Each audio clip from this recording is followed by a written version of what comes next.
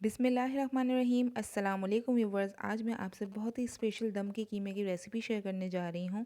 अगर आपने इस तरीके से ट्राई नहीं किया तो ज़रूर ट्राई कीजिएगा, बहुत ही मज़ेदार बनकर रेडी होता है। स्पेशल रेसिपी है, वीडियो को एंड तक देखिएगा। और ये इतनी इंस्टेंट रेसिपी है कि आप मिनटों में से बना के रेडी कर लेंगे। तो चलिए इसे बनाना स्टार्ट कर देते हैं। यहाँ पे सबसे पहले हमने 1 कप के बराबर ऑयल ले लेना है।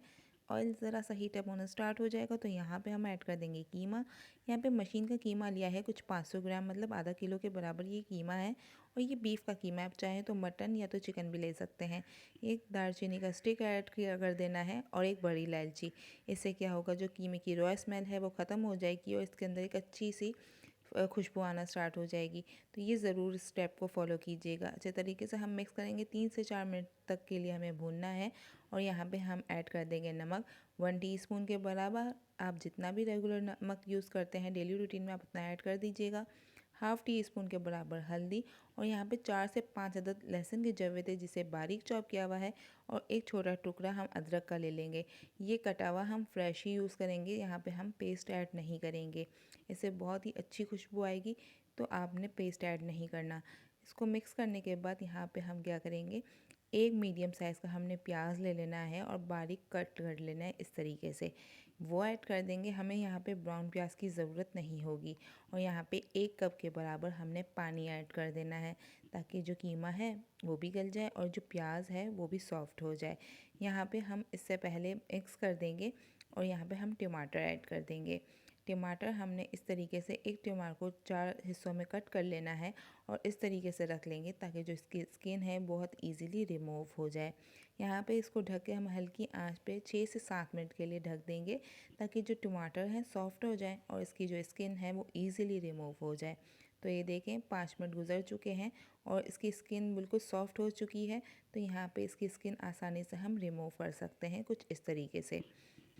इसी तरीके से हम सब टमाटरों की स्किन को जो है रिमूव कर देंगे। यहाँ पे हरी मिर्चें हम ऐड कर देंगे। हम बारीक चॉप की हुई 10-12 अदद हमारे पास हरी मिर्चें थी जिसे हमने बारीक चॉप किया हुआ था। 1 टेबल स्पून के बराबर कुटा हुआ धनिया है। 1 टीस्पून पिसा हुआ ज़ीरा हम ऐड कर देंगे। यहाँ पे पाउडर है पिसा हुआ ज़ीरे का।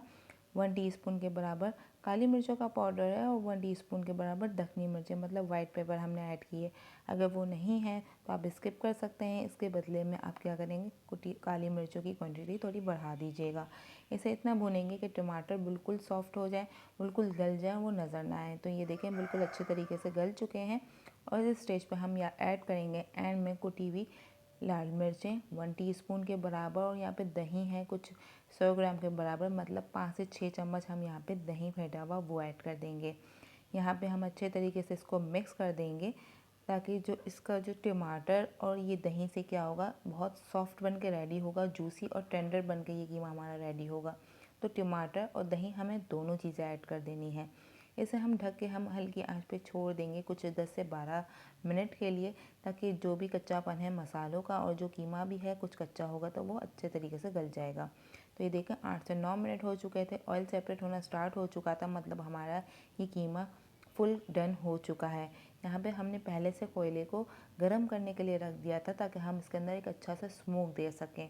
तो यहाँ पे हम कोयला ऐड कर देंगे इस तरीके से, और ऊपर से हम थोड़ा सा ऑयल ऐड कर देंगे, ताकि जो इसका स्मोक है वो स्टार्ट हो जाए।